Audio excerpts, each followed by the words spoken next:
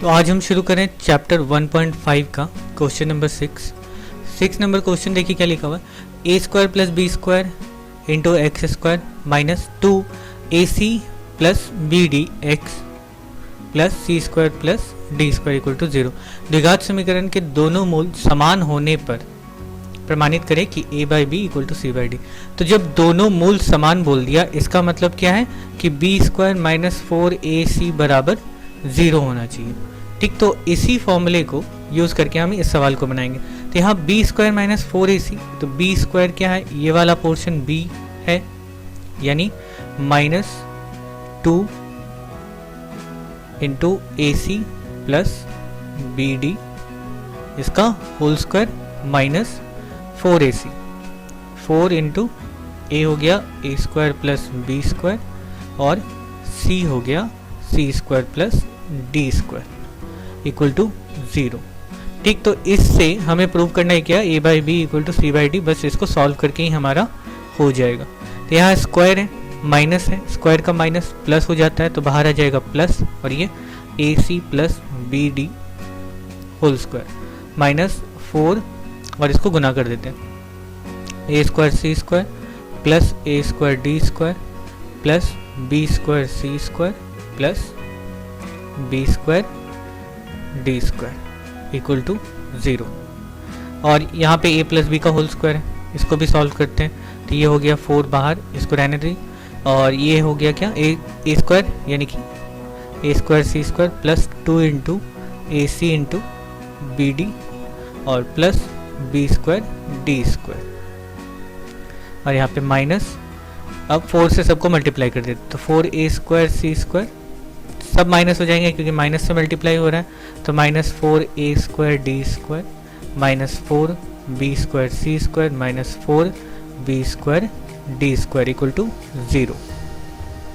और यहाँ पे भी 4 से मल्टीप्लाई कर देते हैं तो ये हो गया 4a स्क्वायर सी स्क्वायर, और ये हो जाएगा प्लस 4 दूनी 8 a b c d plus 4b square d square, और इधर minus 4a square c square minus 4a square d square minus 4b square c square, और ये minus 4b square d square equal to 0। अब यहाँ पे a square c square ये दोनों cut गए, और b square d square plus minus ये दोनों भी कट गए। अब यहाँ पे क्या बचा है देखते हैं।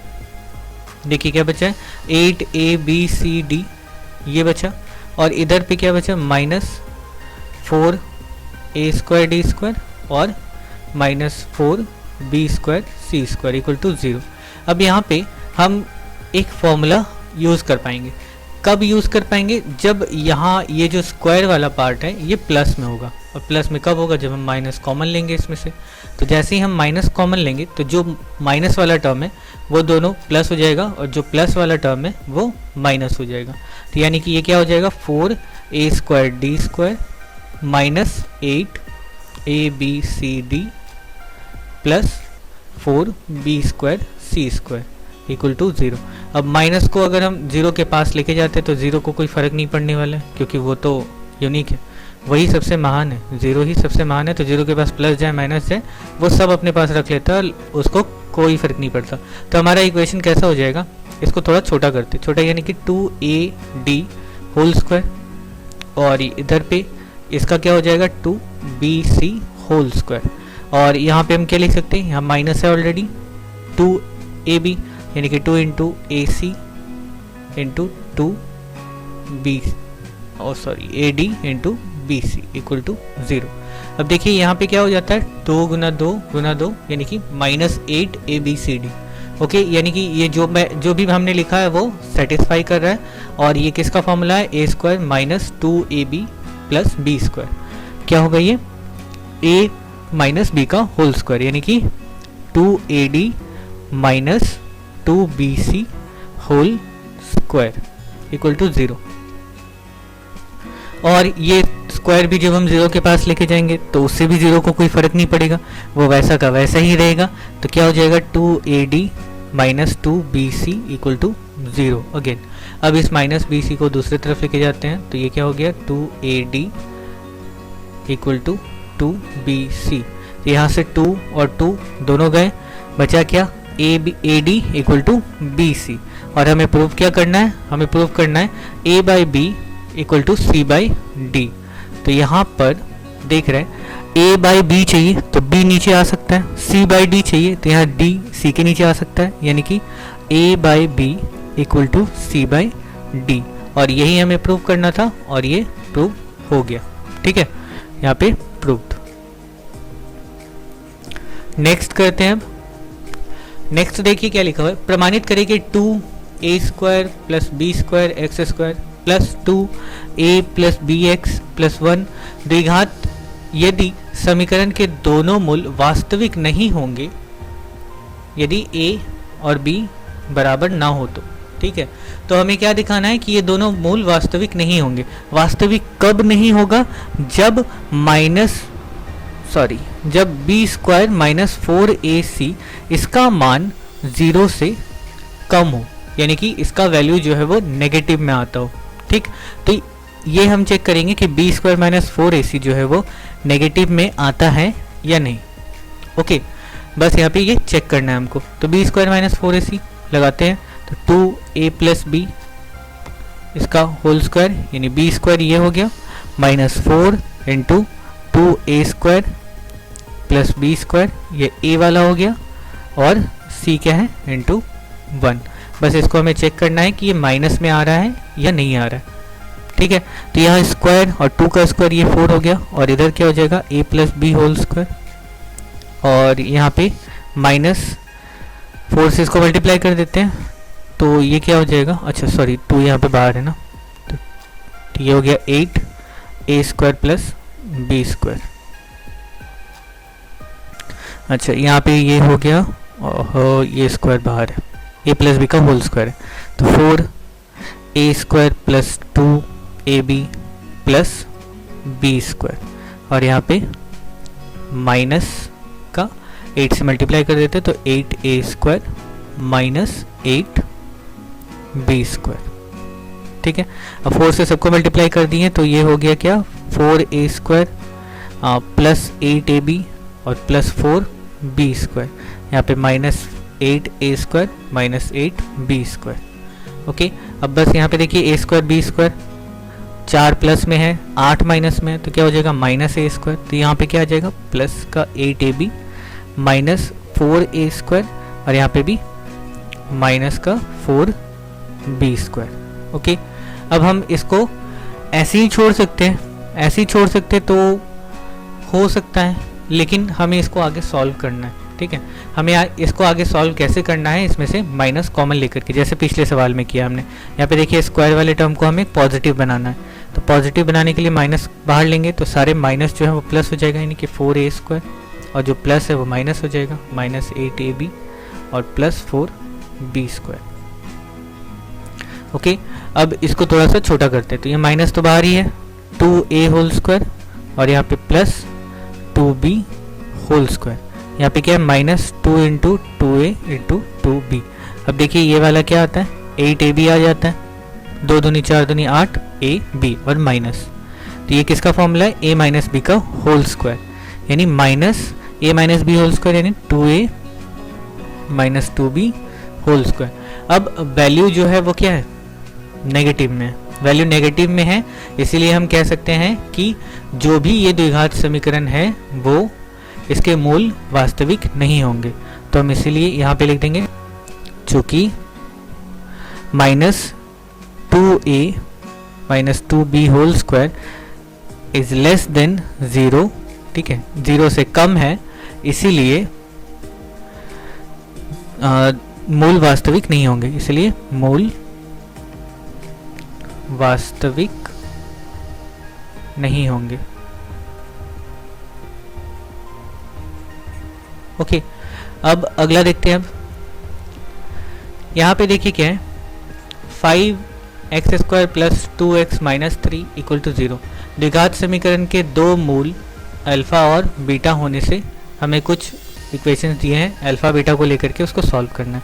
तो यहाँ पे सबसे पहले तो अल्फ़ा और बीटा को लेकर के, अल्फ़ा बीटा क्या होते हैं मूल होते हैं, हमें क्या करना है यहाँ पे दो चीज़ें निकाल लेनी है, मूलों का योग मूलों का योग क्या होता है?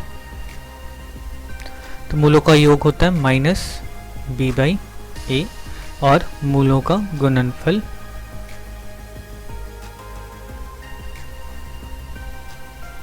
सी बाई ए। ठीक है, इन दोनों को यूज़ करके हम बाकी के सवाल जो है सॉल्व करेंगे। सबसे पहले मूलों का योग निकालते हैं।